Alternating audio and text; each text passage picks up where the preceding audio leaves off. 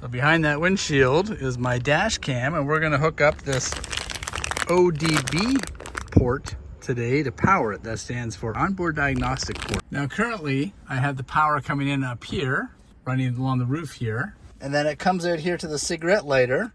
So that means it only turns on when I turn the car on, but I want to have the motion, the parking motion ability, so that's what we're gonna do is replace this. Now the ODB port on my car is right there.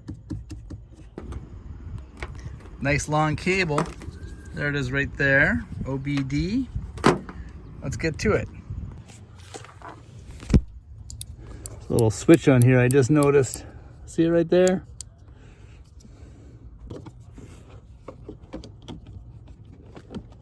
Okay.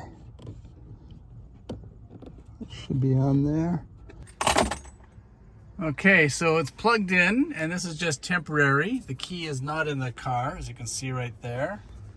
So it's working, and it should turn itself off in a moment or two after it stops detecting motion, because it has motion detectors all the way around it for what's called parking mode. And now I just got to bury this excess cable, and that's it.